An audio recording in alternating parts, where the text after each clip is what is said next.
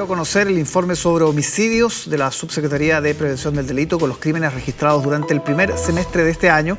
Y estos son los datos, los vamos a revisar. En este periodo hubo 511 asesinatos a nivel nacional, lo que en promedio significa que prácticamente hubo 3 crímenes al día. Pese a lo alarmante del registro, las autoridades destacaron que hubo una disminución de 74 homicidios respecto del primer semestre de 2024. Estamos ya con el ministro de Seguridad, Luis Cordero, para analizar estas y otras noticias. ¿Cómo está, ministro? Muchas gracias por acompañarnos aquí en este 13 Finde. Vamos a ver el informe, pero hay una noticia urgente que nos tiene muy preocupados durante la mañana, que tiene que ver con un presunto robo en la Bocar, en la Laboratorio de Criminalística de Carabineros. ¿Se puede confirmar esa información? ¿Qué fue lo que ocurrió? Sí, es así. El ingreso al recinto de la Bocar por un inmueble adyacente.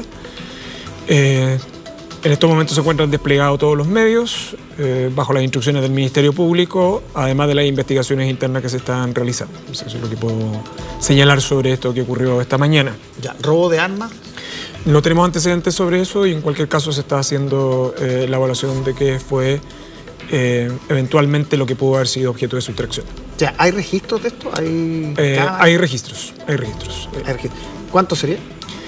No, lo demás forma parte de la investigación. Solo puedo informar la ocurrencia del hecho, los despliegues disponibles, además de la investigación penal, la investigación interna, y además que existen registros audiovisuales de la situación. Ya, en todo caso es inédito, ¿no? Que lleguen hasta el laboratorio. Sí, además una zona perimetral que tiene ciertas características que, por cierto, Carabineros le preocupan. De todas maneras, ¿llegaron a la sala de evidencias? ¿Qué es lo que forma parte de la investigación. ¿Un forado? El ingreso por un inmueble adyacente. Sí. ¿Detenidos hay todavía o no? Esto es la información que ustedes han recibido en el transcurso de la mañana, es la que disponemos hasta ahora. ¿Usted va a tener que ir al lugar o no? En algún momento del día, una vez que termine el desarrollo en el sitio del suceso, es altamente probable que yo me constituya ahí. Sí. Bien. Otro hecho que nos preocupó de las últimas horas tiene que ver con este enfrentamiento en la Universidad Central, los estudiantes al interior del recinto, digamos, porque en primer lugar se había hablado que eran los alrededores, no, fue al interior del recinto. ¿Qué sabemos de ese hecho y también el nivel de preocupación que genera? Sí, nosotros estamos a la espera del reporte en detalle sobre eso.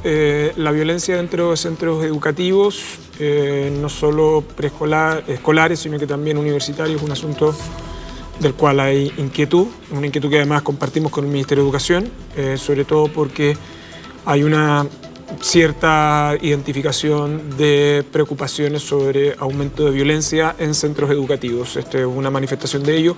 Si hay motivaciones adicionales, forma parte de la investigación, no solo aquella que está vinculada a la investigación penal, sino que probablemente la investigación también de la universidad, que yo creo que no solo va a tener que reportar al Ministerio Público, sino que también a la Superintendencia de Educación Superior, probablemente. Bien, vamos al informe, despleguemos ahora sí, tenemos algunas cifras, las vamos comentando y vamos viendo el detalle.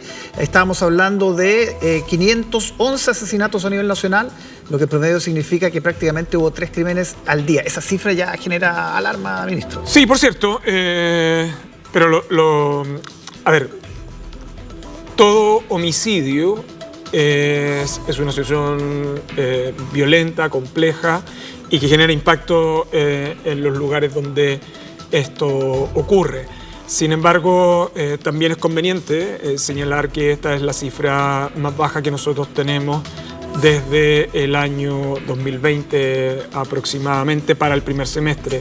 Nosotros tuvimos un año especialmente complejo el año 2022, tanto en las cifras semestrales como en las cifras anuales, y esto permite ya mostrar también cómo se ha ido mostrando una tendencia a la baja, con distintas iniciativas que se han hecho tanto desde el punto de vista de la prevención, del patrullaje, como de la persecución penal. Sí, me permite, ministro, para ir viendo las cifras de los últimos 7 años, ahí tenemos el despliegue de lo que veíamos, porque así ha evolucionado en los últimos 7 años, ahí está.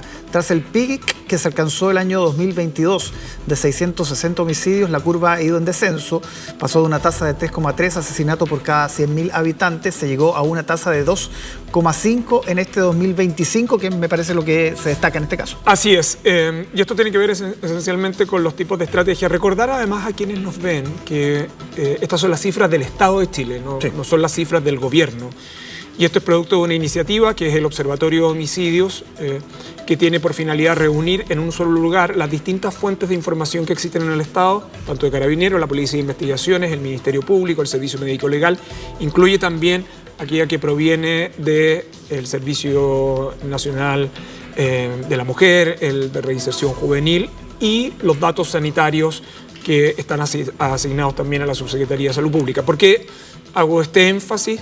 Porque se hace sobre la base de una metodología unificada que permite comparar los años. Eso ha permitido, si bien se instaló el año 2022, también tomar la cifra histórica a partir del año 2018, lo que nos permite no solo rendir cuenta, sino que, entre otras cosas, ir evaluando políticas públicas en esos tres ámbitos: en el ámbito de la prevención, en el ámbito de la intervención policial y en el ámbito de la persecución penal. ¿Quiénes son las víctimas principalmente de estas 511 que mencionábamos? Si uno tuviese que caracterizar a las víctimas son hombres, jóvenes, chilenos, con antecedentes penales. Hombres es cerca del 88%, chilenos el 89%, entre 19 y 39 años hasta el 54% de las víctimas, y con antecedentes penales ese es un número que ha superado hasta el 54, cerca del 55%. Ese es el perfil de las víctimas de homicidios de muertes violentas en nuestro país. ¿Y por qué uno podría explicarse la baja? ¿A qué se debería? Bueno, todavía, primero, es prematuro. Son buenas cifras, pero es prematuro señalar que Chile tiene un resultado que es definitivamente la baja. Y digo es prematuro porque lo que uno no puede hacer es manifestar conformidad sobre este tipo de cifras. Chile tiene que seguir haciendo esfuerzos para seguir reduciendo sus tasas de homicidio a cada 3.000 habitantes, como lo tuvo hace una década. Pero en segundo lugar, lo que puede ir mostrando es que esto tiene que ver con tres grandes énfasis. Uno, o con dos diría esencialmente. Uno tiene que ver con las intervenciones policiales preventivas. Específicamente, de hecho, la forma y modo en que se han reestructurado los mecanismos de patrullaje policial, específicamente en áreas complejas. Como yo le he caracterizado el perfil de las víctimas, también están caracterizados los territorios o los lugares donde habitualmente ocurren estos homicidios, y por lo tanto se permite una focalización preventiva adicional. Y lo segundo tiene que ver con un factor que es muy determinante para los éxitos, no solo en Chile sino que en el mundo, y es la intervención y los resultados en la persecución penal de modo rápido y expedito, en el fondo. A finales del año 2023 se estableció ECO en el Ministerio Público, que es una colaboración que viene del Ejecutivo al Ministerio Público, hoy día a través del Ministerio de Seguridad, lo que ha permitido aumentar, por un lado, el número de imputados conocidos, las formalizaciones y las prisiones preventivas. Pero además de eso, nosotros hemos ido logrando altas tasas de esclarecimiento policial. Simplemente para ejemplificar, en el caso de los homicidios investigados por la Policía de Investigaciones, solo para los del 2025 tenemos una tasa de esclarecimiento policial del 55%. Si uno toma ahora los datos de homicidio 2024-2025, esas tasas de esclarecimiento policial están en el 70%. ¿Y por qué esto es tan importante? Porque lo que antes pasaba en meses, ahora pasa en días, y eso es muy relevante para golpear determinado tipo de organizaciones y específicamente desincentivar intervenciones utilizando muerte violenta. Ministro, vamos al detalle de las 11 regiones que disminuyeron su tasa de homicidios. Vamos a despegar también 5 de ellas las elevaron. Hablamos de las regiones del Maule, la Araucanía, los Lagos, Magallanes, Arica y Parinacota. Esta última, Arica y Parinacota, registró la mayor alza y además registra la tasa más alta a nivel nacional, que es de 5,7 asesinatos por cada 100.000 habitantes. ¿Qué pasa ahí? Claro, lo que uno tiene que mirar en cualquier caso son los números absolutos. Son números que, por ejemplo, tenemos 2 homicidios más que el año 2024, ¿no? O en Magallanes tenemos un homicidio más, pero eso aumenta significativamente el porcentaje. Sin embargo, la relevancia que tiene entregar los datos a mitad de año es que permite focalizar las intervenciones en aquellos lugares donde podemos tener indicadores que son negativos. Y porque el caso de Arica y Parinacota es un asunto que nos preocupa a todos, tanto a las policías, a la autoridad de seguridad y al Ministerio Público, porque Arica y Parinacota tuvo indicadores, fue una de las regiones más afectadas por el alza de homicidios del año 2022. Fue una de las regiones que más disminuyó sus homicidios al año 2023-2024 con estrategias combinadas policiales y también de persecución penal. Y por lo tanto los datos que está arrojando el primer semestre implican una cierta preocupación, aunque en números absolutos puedan ser acotados. Desde el punto de vista de la estrategia, es una región que nosotros debiésemos seguir focalizando para disminuir ese número de homicidios durante el segundo semestre.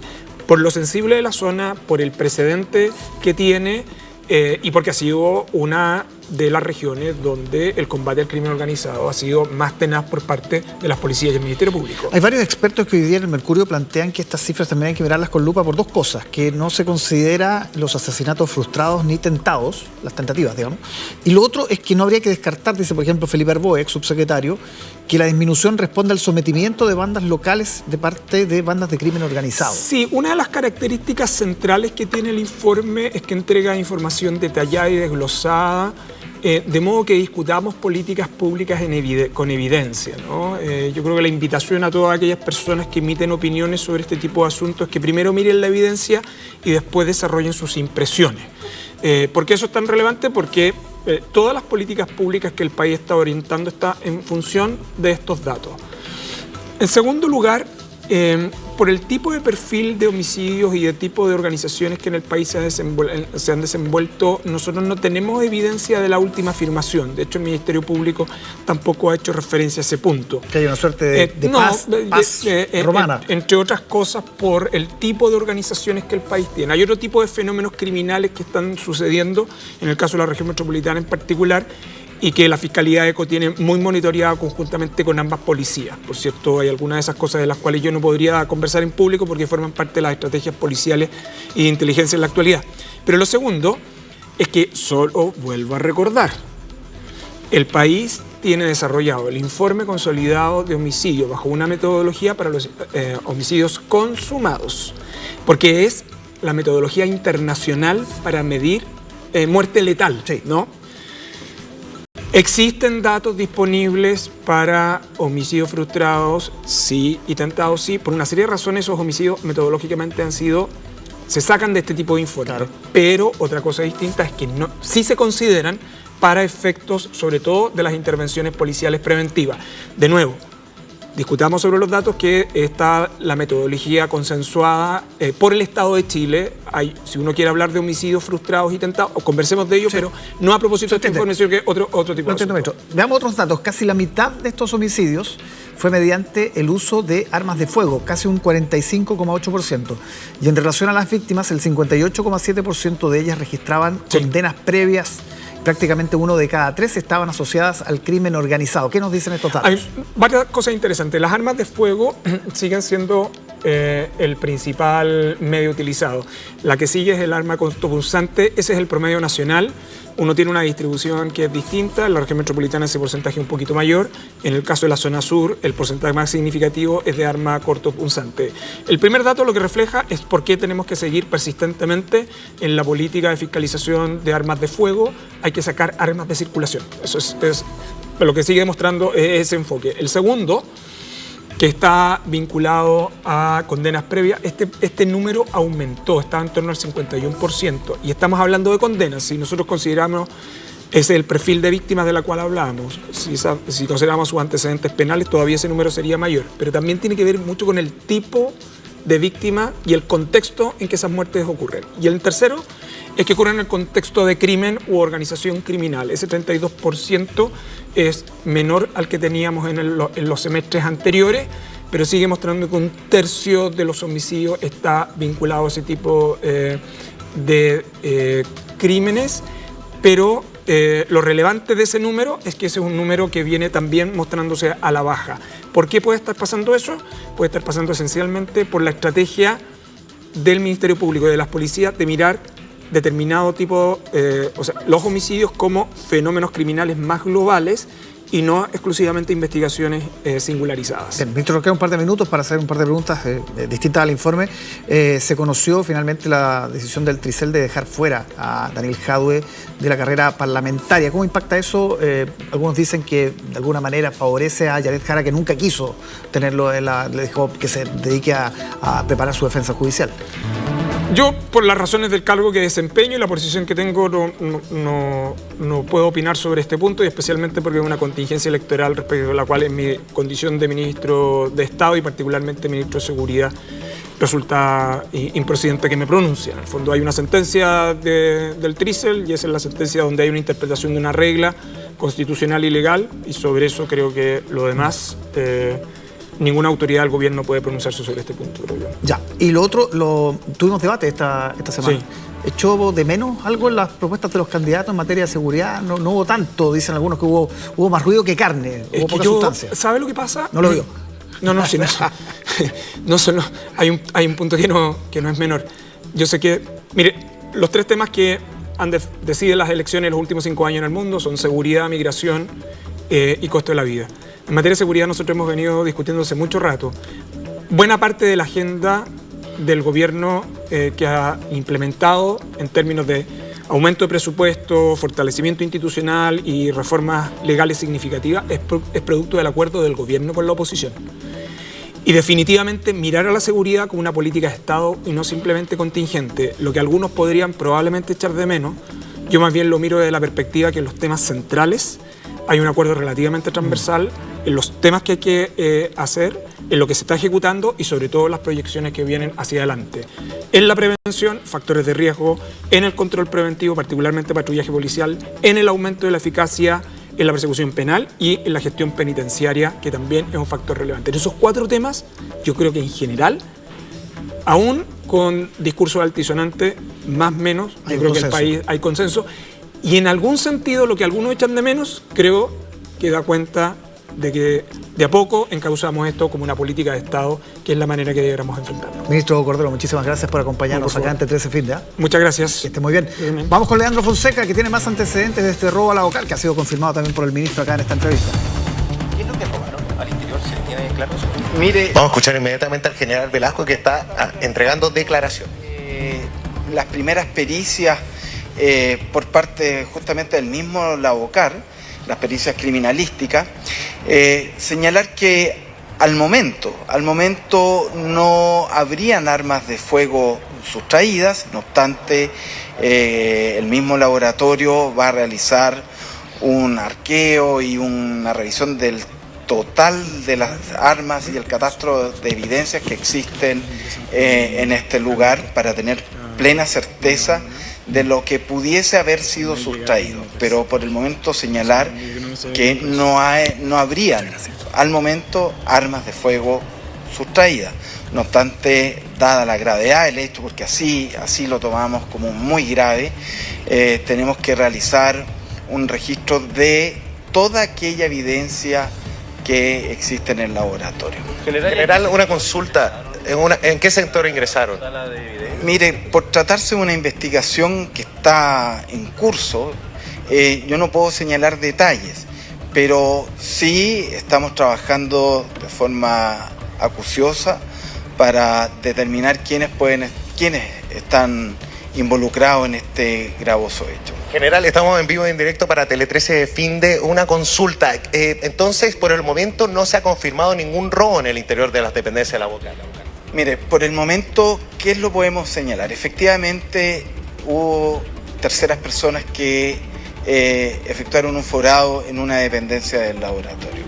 Esto fue a través de otra dependencia, la cual también fue forzada y que en este momento no se encontraría funcionando, por lo tanto no hay personas en ese lugar.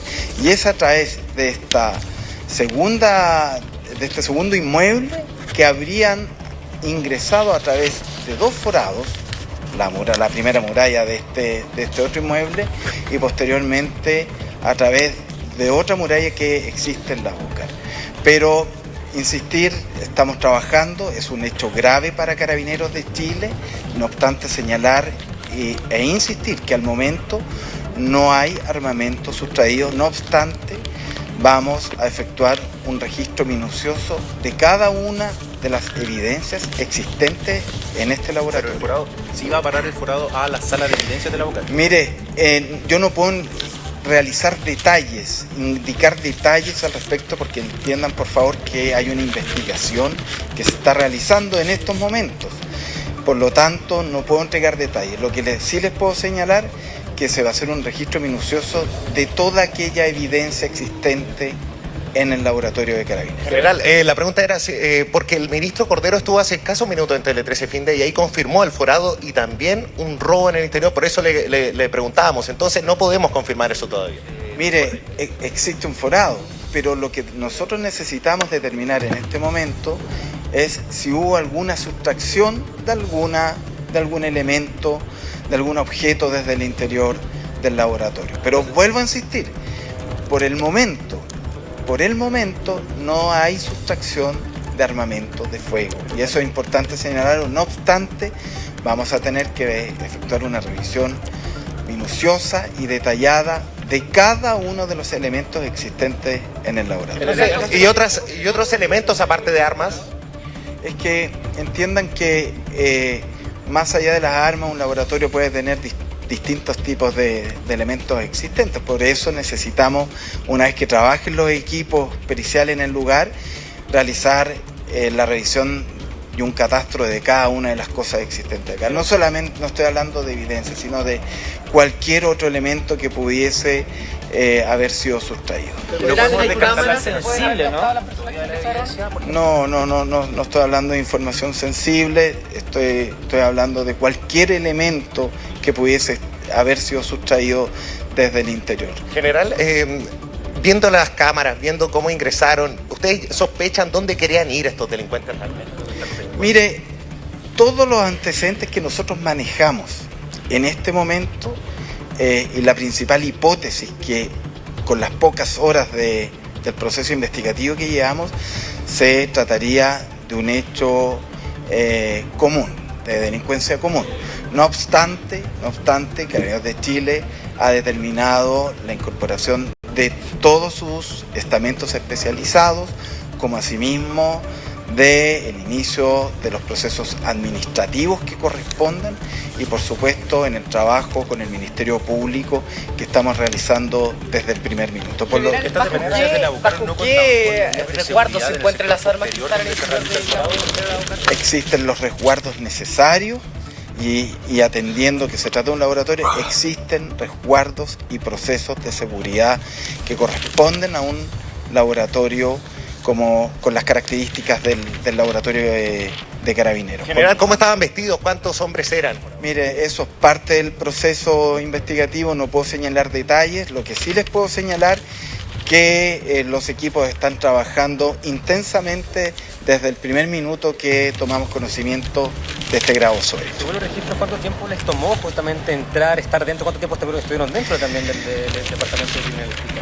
También es un antecedente que se está analizando, no obstante, por todos los elementos que hemos podido analizar, deberían haber estado escasos minutos tratando de sustraer algún elemento. ¿Ustedes se entrevistaron ya con los guardias que estaban en esos momentos, general? Sí, todo ese tipo de procesos nosotros ya lo estamos realizando conforme a las instrucciones del Ministerio Público y obviamente va de la mano respecto de las declaraciones del personal de Carabineros que ¿Llegaron en vehículo estos?